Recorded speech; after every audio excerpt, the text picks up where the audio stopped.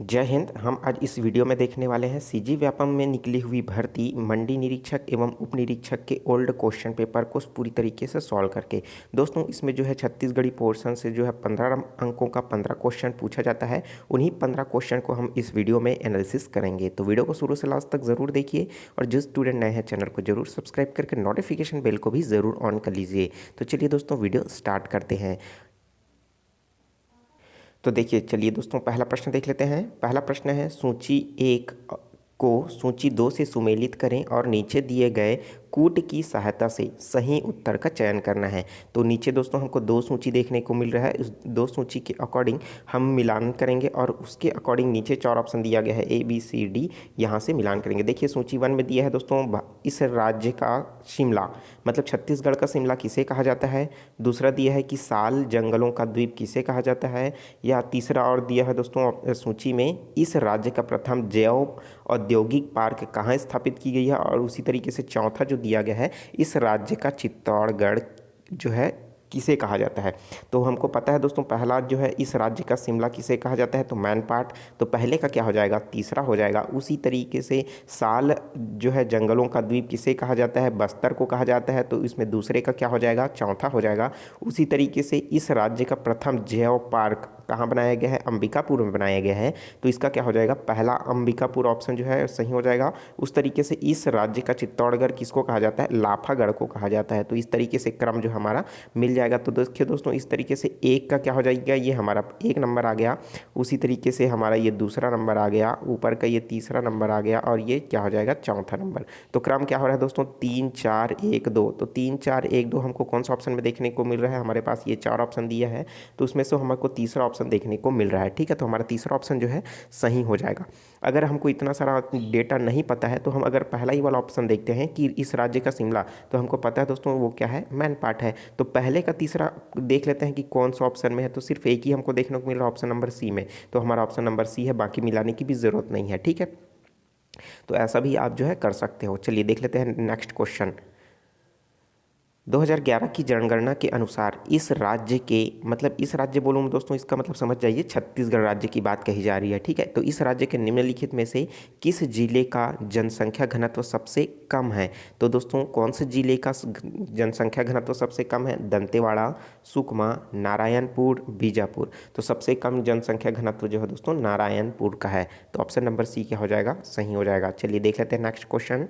भारत में निम्नलिखित में से किस अयस्क के उत्पादन में इस राज्य का प्रथम स्थान है। तो छत्तीसगढ़ का पहला जो स्थान है दोस्तों उत्पादन में, किसका है, कैल्कोपाइराइट, टीन, हेमेटाइट, बॉक्साइट। तो दोस्तों इसका राइट आंसर क्या है, टीन। तो टीन जो है पूरे भारत में सबसे पहले स्थान पर उत्पादित करने वाला जो राज्य है वो अपना छत्तीसगढ़ है। तो ऑप्शन नंबर बी क्या हो जाएगा, सही हो जाएगा। बहुत सारे कंपटीशन एग्जाम में इससे पूछा जाता है, क्योंकि दोस्तों टीन जो है टॉप लेवल में छत्तीसगढ़ का नाम आता है इसलिए। ठीक है, चलिए देख लेते हैं नेक्स्ट क्वेश्चन। निम्नलिखित में से जिलों की किस जोड़ी में उच्चतम एवं न्यूनतम साक्षरता दर है।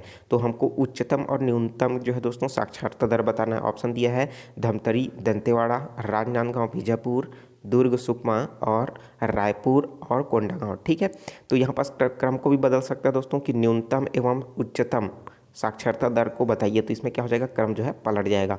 तो अगर इसमें बात करें दोस्तों उच्चतम एवं न्यूनतम, तो क्या हो जाएगा, दुर्ग और सुकमा। तो सबसे ज़्यादा उच्चतम साक्षरता दर जो है हमारा दुर्ग का है, दुर्ग जिले का है। और जो है सुकमा जो है दोस्तों सबसे न्यूनतम है। ठीक है, चलिए देख लेते हैं अगला प्रश्न। इस राज्य में लोकसभा की कितनी सीटें हैं। तो इस राज्य में लोकसभा की 11, 12, 13, 14। तो इसका आंसर तो आपको पता ही होगा दोस्तों, लोकसभा की कितनी सीटें हैं, 11 सीटें हैं। और राज्यसभा की दोस्तों 5 सीटें हैं। अगर कुल सांसदों की संख्या बोले दोस्तों तो क्या हो जाएगा, अब 11 और 5 को जोड़ दीजिएगा तो आ जाएगा 16। तो इस तरीके से दोस्तों कुल जो है हो जाएगा आपका 16 सांसद हो जाएंगे। ठीक है, तो चलिए देख लेते हैं अगला प्रश्न। भोजली के संबंध में से क्या सही नहीं है। तो दोस्तों भोजली क्या है, एक प्रकार का गीत है। ठीक है ना, आपने पढ़ा ही होगा। तो ये इसमें से कौन सा जो सही नहीं है उसको बताना है। ठीक है, पहला ऑप्शन देख लेते हैं, यह इस राज्य का एक प्रकार का गीत है, बिल्कुल। ठीक है, दूसरा देख लेते हैं, यह भूमि जल से संबंधित गीत है। गीत है, ठीक है, तो ये भी बिल्कुल सही है। यह किसानों के द्वारा गाया जाता है, तो ये क्या हो जाएगा, अगला देख लेते हैं, उपरोक्त में से कोई नहीं। तो दोस्तों यह जो है किसानों के द्वारा नहीं गाया जाता है, ठीक है। भोजली गीत जो है मित्रों के द्वारा गाया जाने वाला गीत है, ठीक है। तो इसमें क्या हो जाएगा, इसका सी ऑप्शन जो है सही हो जाएगा, चूंकि जो क्या है कथन जो दिया है वो गलत है, ठीक है। चलिए अगला प्रश्न देख लेते हैं। निम्नलिखित में से कौन सा प्राधिकारी इस राज्य का संवैधानिक प्रमुख है? तो कौन सा प्राधिकारी है या अधिकारी है जो इस राज्य का संवैधानिक रूप से जो है प्रमुख है? तो पहला है मुख्य न्यायाधीश, दूसरा है महाधिवक्ता, तीसरा है राज्यपाल, चौथा है लोकपाल। तो दोस्तों इसका राइट आंसर क्या हो जाएगा, राज्यपाल, ठीक है। तो जो संवैधानिक तरीके से जो होता है दोस्तों मुख्य कौन होता है, वो हमारा होता है राज्यपाल, और जो है दोस्तों कार्य के हिसाब से देखा जाए तो वो होता है मुख्यमंत्री, ठीक है। तो इस तरीके से दोस्तों अगर इंडिया लेवल पे बात करें तो आधिकारिक तौर पर होता है हमारा राष्ट्रपति, और जो है कार्यकारी तौर पर देखा जाए तो वो होता है प्रधानमंत्री, ठीक है। चलिए देख लेते हैं नेक्स्ट क्वेश्चन। इस राज्य में पंचायती राज व्यवस्था के कितने स्तर कार्यान्वित है? तो क्रियान्वित है इसमें छत्तीसगढ़ राज्य में, तो दोस्तों वो है हमारा 2 स्तर, 3 स्तर, 4 स्तर, या इनमें से कोई नहीं। तो राइट आंसर क्या हो जाएगा, 3 स्तर पर जो है अभी कार्य चल रहा है। जब दोस्तों पंचायती राज स्टार्टिंग जब हुआ था, ठीक है, तो उस समय दोस्तों त्रिस्तरीय योजना को लाया गया था, लेकिन उसमें संशोधन करके फिर से 2 स्तरीय को ला लिया गया, लेकिन इसमें कुछ कमियां फिर से देखने को मिली गई, इस कारण फिर से अब यह जो है 3 स्तरीय में चल रहा है। अब 3 स्तरीय अगर बात करें दोस्तों तो कौन कौन सा है, तो आपका जो आता है दोस्तों सबसे पहला आता है आपका ग्राम पंचायत, ठीक है। ग्राम पंचायत के बाद आपका आ जाता है दोस्तों जनपद पंचायत, ठीक है, जनपद पंचायत, और जो तीसरा आता है वो आपका आता है दोस्तों जिला पंचायत। तो इस तरीके से तीनों स्तरीय को रखा गया था, लेकिन जो दूसरा स्तरीय जो संशोधित करके लाया गया था उसमें जनपद को हटा दिया गया था, ठीक है। लेकिन अब वर्तमान में ग्राम पंचायत, जनपद पंचायत, जिला पंचायत, ये तीनों स्तर पर क्रियान्वित होता है, ठीक है। चलिए अगला प्रश्न देख लेते हैं।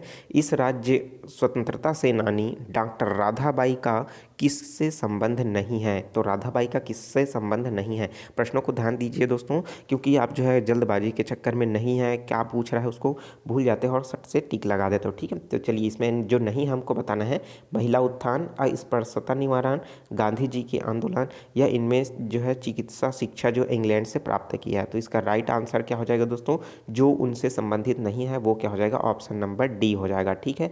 वो जो है अपना जो है चिकित्सा शिक्षा जो है इंग्लैंड से प्राप्त किया है, बिल्कुल नहीं किया है, ठीक है। तो बाकी जो है महिला उत्थान में काम किया है, अस्पृश्यता से लेकर से काम किया है, गांधी जी के आंदोलन में सहयोग भी दिया है। तो इस तरीके से हमारा जो है डी ऑप्शन इसका सही हो जाएगा। चलिए देख लेते हैं नेक्स्ट क्वेश्चन, बहुत ही सिंपल सा प्रश्न है। इस राज्य में कलचुरी वंश के शासक का संस्थापक इनमें से कौन था? तो इस राज्य में जो कलचुरी वंश के जो संस्थापक है उस रूप में कौन जाने जाते हैं, कलिंगराज, कमलराज, कोकलदेव, या परसोजी? तो राइट आंसर आपको पता ही होगा, सिंपल सा प्रश्न है। कलिंगराज जो है कलचुरी वंश के संस्थापक के रूप में जाने जाते हैं। और ये भी प्रश्न पूछा जाता है कि छत्तीसगढ़ में सबसे ज़्यादा जो है लंबे समय तक शासन करने वाला वंश कौन सा है? तो क्या हो जाएगा, कलचुरी वंश हो जाएगा, ठीक है। चलिए देख लेते हैं नेक्स्ट क्वेश्चन। इनमें से किस भोसला शासक के शासन काल में इस राज्य में सूबा व्यवस्था लागू की गई? तो दोस्तों छत्तीसगढ़ में सूबा व्यवस्था कौन लागू किया गया, इस तरीके से एक लाइन में भी पूछ सकता है, प्रश्न को घुमा करके भी पूछ सकता है, भोसला शासन के शासन काल में, इस तरीके से, ठीक है। तो इसमें क्या हो जाएगा, बिम्बा जी, बैंको जी, आपका चिमणा जी, या परसो जी? तो इसका राइट आंसर क्या हो जाएगा, बैंको जी घोसले के द्वारा जो है सूबा शासन व्यवस्था को लाया गया था, ठीक है। चलिए अगला प्रश्न देख लेते हैं। अब देखिए इसमें थोड़ा सा बता दूं कि बैंको जी जो थे वो क्या करते थे, नागपुर में रह करके शासन करते थे। तो अब डायरेक्ट आते नहीं थे, तो अपने जगह वो क्या करते थे, सूबादारों की व्यवस्था कर दी गई, तो वही जो है क्रियान्वयन करके जो है बैंको जी को सूचना देते थे, पूरा इन्फॉर्मेशन ब्यौरा देते थे, वो कहाँ रहते थे और नागपुर में रहते थे, ठीक है। चलिए अगला प्रश्न देख लेते हैं। निम्नलिखित में से किस वर्ष में इस राज्य में हनुमान सिंह के नेतृत्व के नेतृत्व में सिपाही विद्रोह हुआ था। तो ये सिंपल सा प्रश्न है दोस्तों, आपको पता होगा, बहुत ही इंपॉर्टेंट भी है यह क्वेश्चन कि हनुमान सिंह ने किस वर्ष जो है सिपाही विद्रोह का जो है किया था।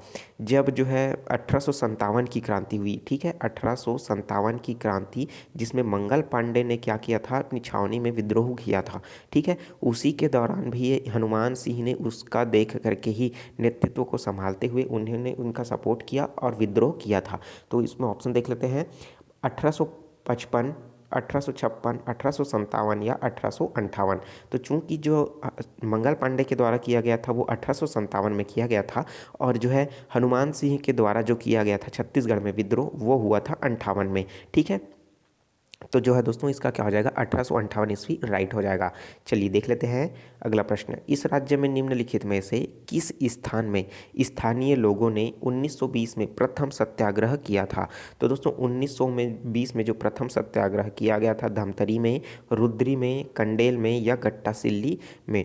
तो दोस्तों धमतरी का धमतरी विद्रोह आपको पता ही होगा, रुद्री से आपका जो है इसका भी आपको पता होगा, कंडेल नहर सत्याग्रह, गट्टासिल्ली सत्याग्रह। तो दोस्तों इसका जो राइट आंसर जो 1920 में किया गया था प्रथम बार, ठीक है, क्योंकि कन्फ्यूज़न होता है, क्योंकि इसमें 2-3 जो विद्रोह हुए हैं, उन सत्याग्रह हुए हैं, वो 1920 में हुए हैं। तो इसमें से जो पहला हुआ है वो कहाँ हुआ है, कंडेल में हुआ। कंडेल नहर सत्याग्रह पानी से विवाद को लेकर के जो है इसमें जो है सत्याग्रह हुआ था।